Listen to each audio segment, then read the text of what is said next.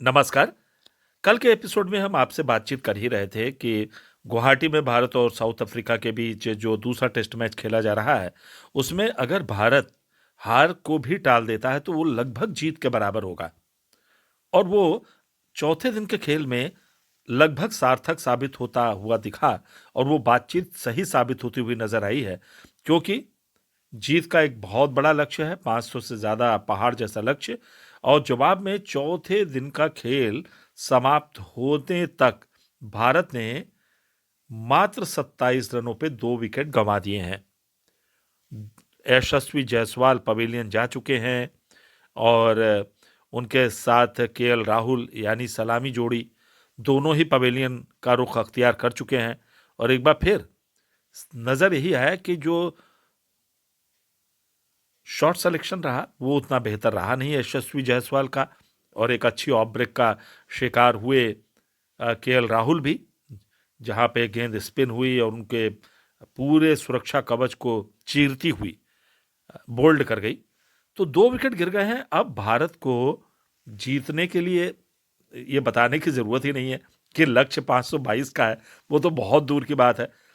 चलिए ड्रॉ पे चर्चा करते हैं। ड्रॉ के लिए एक बात मान लीजिए, हमने देखा गुवाहाटी में पिछले दिनों जो भी खेल हुआ है 3 दिनों का, वहां पे 4 या 4 बज के 5 मिनट, 4:10 मान लीजिए, 4 बजे तक ही खेल संभव हो पाता है। इसके बाद रोशनी परमिट करती नहीं है कि खेल आगे खेला जा सके। तो आप मान के चलिए कि भारत के 8 बल्लेबाजों को अगर पराजय टालनी है तो एक सिद्धांत बना लीजिए, ओवर कितने होते हैं, 80 होते हैं, 85 होते हैं, जो भी हो 90 ओवरों के खेल में। लेकिन आप तो ये मान के चलिए कि आपको शाम 4 बजे तक पिच पर बसेरा करना है। भारतीय बल्लेबाजों को ऑल टीम नहीं होने देनी है। अगर ये टेस्ट मैच बचाना है, सीरीज तो वैसे हार ही रहे हैं 1-0 से, लेकिन अगर उस स्कोर को 2-0 नहीं करने देना है तो भारत को कम से कम शाम 4 बजे तक खेलना होगा। यानी अपनी टीम ऑल आउट होने से बचानी होगी, तभी ये मुकाबला ड्रॉ हो पाएगा। और इस प्रदर्शन को लेकर वही बात, वही कहानी कि साउथ अफ्रीका विदेश में जाकर यानी भारत में आकर भारत के ही मैदान पे चाहे बल्लेबाजी हो, वहां पे इतना लाजवाब प्रदर्शन कर रहे हैं भारतीय गेंदबाजों के सामने। 489 बनाते हैं पहली पारी में, और उसके बाद दूसरी पारी में भी 265 विकेट पर डिक्लेयर करते हैं। एक अच्छी बल्लेबाजी खासतौर से देखें स्टब्स ने की है, 94 रन बनाए, शानदार बल्लेबाजी की। तो उसी विकेट पे न तो भारतीय गेंदबाज उतने प्रभावकारी साबित हुए, और उसी विकेट पे न तो भारतीय बल्लेबाजी चली है, और भारतीय बल्लेबाजी तो गजब के लड़खड़ाती हुई नजर आई है, जो कि चिंता का विषय है। 5वें दिन देखते हैं ऊंट किस करवट बैठता है।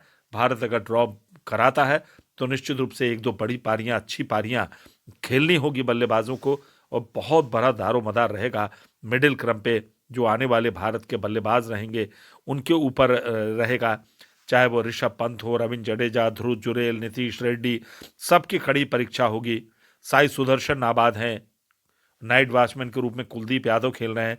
देखना होगा भारतीय बल्लेबाज किस तरह से इस मुकाबले को ड्रॉ कराने के लिए आगे जाते हैं। हाँ, इस बात का ध्यान रखना पड़ेगा आपको कि मैच ड्रॉ करा रहे हैं, लेकिन अपनी तो बहुत ज्यादा दबाव में, प्रेशर में, अतिरिक्त दबाव जब भी कोई बल्लेबाज बरतता है तो हम देखते हैं वो शिकार हो जाता है।